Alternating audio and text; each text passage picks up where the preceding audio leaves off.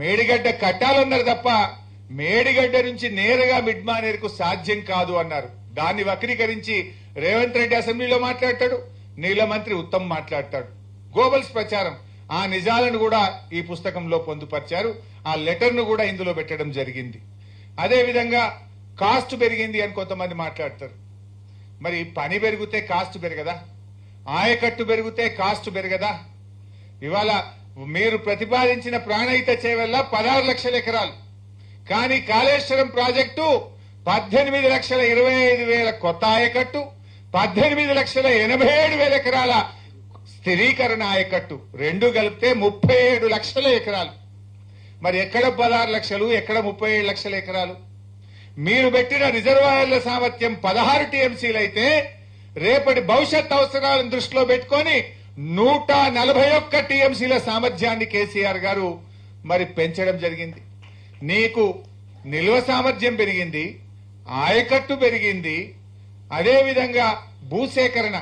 ఆనాడు వాళ్ళు ప్రాజెక్టుకు 1000 కోట్ల రూపాయలు భూసేకరణకు పెడితే ఎకరానికి 2 లక్షలు పెట్టే కేసీఆర్ గారు 10 లక్షలు 11 లక్షలకు రైతులకు ఇస్తే భూసేకరణ కాస్టు 1000 నుంచి 6,100 కోట్ల రూపాయలకు పెరిగింది.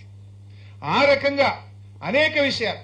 ఆ రోజు ప్రాణహిత చేవెళ్లలో ఒక రోజుకు 1.8 టీఎంసీ మాత్రమే ఎత్తడానికి అవకాశం ఉండే, కానీ దాన్ని 3 టీఎంసీలకు పెంచాం. రేపు భవిష్యత్తులో రైట్ ఎస్టాబ్లిష్ చేయాలి. ఏదో ఓ రోజు గోదావరి ట్రిబ్యునల్ పట్టది, ట్రిబ్యునల్ పట్టే నాటికే మన ప్రాజెక్ట్ అయిపోయి ఉంటే సచ్చినట్టు ఆల్రెడీ ఖర్చు జరిగింది కదా అని నీటి కేటాయింపులు ఉంటాయి. రైట్ ఎస్టాబ్లిష్ చేయాలి, తెలంగాణ జాతి హక్కులు కాపాడాలని చెప్పి దూరదృష్టితో కేసీఆర్ గారు 1.8 టీఎంసీ నుంచి 3 టీఎంసీకి మార్చారు. ఇవన్నీ జరిగితే కాస్ట్ పెరగదా? అయినా మన దేశంలో ఇందులో రాసిన శ్రీధర్ దేశపాండే గారు ఏ ప్రాజెక్టు కూడా 10 రెట్లు 5 రెట్లు ప్రాజెక్టు కాస్ట్ పెరగకుండా పూర్తయిన ప్రాజెక్టే లేదు ఈ భారతదేశంలో. ఇందులో చాలా స్పష్టంగా పేజ్ నంబర్ 25లో మీరు చూసినట్టయితే ఏ ప్రాజెక్టుకు ఎన్నెన్ని రెట్లు పెరిగింది అనేది కూడా చాలా స్పష్టంగా వారు చెప్పారు. నాగార్జున సాగర్ ప్రారంభించినాడు 122 కోట్లతో కట్టమన్నారు, అయిపోయే వరకు 1183 కోట్లు అయింది, అంటే 10 రెట్లు పెరిగింది. అదేవిధంగా శ్రీరామ్ సాగర్ 40 కోట్లతో కడతామన్నారు, అయిపోయే నాటికి 4,300 కోట్లయింది, అంటే 100 రెట్లు పెరిగింది. ఇకపోతే జూరాల 70 కోట్లతో కడతామంటే పూర్తయ్యేసరికి 1815 కోట్లయింది. అదేవిధంగా పులిచింతల 565 కోట్లతో కడతామంటే 1816 కోట్లయింది. ఇట్లా అన్ని ప్రాజెక్టుల వివరాలు ఉన్నాయి, అన్ని కాంగ్రెసే కట్టింది. సో ఏ ప్రాజెక్టు కూడా 10 రెట్లు 5 రెట్లు పెరగకుండా ఇప్పుడు పూర్తి కాలే. ఇన్ఫాక్ట్ కాళేశ్వరం ఈ రాష్ట్రంలో కట్టిన అన్ని ప్రాజెక్టుల కంటే అతి తక్కువ పెరుగుదలతో పూర్తయిన project Kaleshwaram project. I'm challenging. అతి తక్కువ పెరిగింది. ఏ ప్రాజెక్ట్ అయినా 10 రెట్లు 20 రెట్లు 50 రెట్లు పెరిగింది.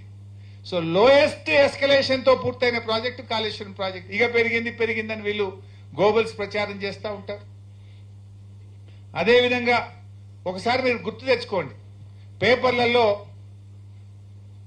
కాళేశ్వరం సర్వే కోసం డిజైన్ కోసం 677 కోట్లు ఇచ్చిందని వచ్చింది పేపర్లో హెడ్డింగ్. ఎవరో పోయి జస్టిస్ ఘోష్ కమిషన్ కలిసిందట, కలిస్తే ఘోష్ గారు ఏదో అడిగిందని 677 కోట్లు మీరు సర్వే డిజైన్ కి ఇస్తారా అని ఘోష్ ఆయనను బాగా నిలదీశారని, వీళ్ళు నీళ్లు నమిలారని తెల్లారి ఏ పేపర్ చూసినా ఫ్రంట్ పేజ్ బ్యానర్ 677 కోట్ల ఆ సర్వేకు డిజైన్ కని. ఈ బుక్ లో జీవోలతో సహా పెట్టిండు దేశపాండే గారు. జోక్ ఏంటంటే ఆ జీవో నంబర్ 40 జీవో నంబర్ 40 18/1/2016 దానికి ఇచ్చిన డబ్బు ఎంత అంటే 677 లక్షలు, అంటే 6,77,00,000. పేపర్లలో ఏమొచ్చింది? 677 కోట్ల రూపాయలు సర్వే డిజైన్ కి ఇచ్చింది. ఇది ఏం చెప్పాలి, ఎవరికి చెప్పాలి? ఇది మళ్ళీ ఏ పేపర్ చూడండి మీరు తెల్లారి. ఇదంతా ఎక్కువ 6 నెలల కింద ముచ్చట నేను చెప్పేది. ఘోష్ కమిషన్ ముందు హాజరై నీళ్లు నమిలిందని బ్యానర్ ఐటమ్ ఏ పత్రికనైనా 677 కోట్లు కాళేశ్వరం డిపిఆర్ కి ఇచ్చారు. ఇచ్చిందేంది 677 లక్షలు. అంటే ఎంత తిమ్మిని బమ్మిని చేసి ఎంత దుష్ప్రచారం చేస్తుండ్రో దాన్ని కళ్ళకు కట్టినట్టు ఆధారాలతో సహా దేశపాండే గారు ఈ పుస్తకంలో పెట్టారు. ఇక ఇట్లా చెప్పుకుంటూ పోతే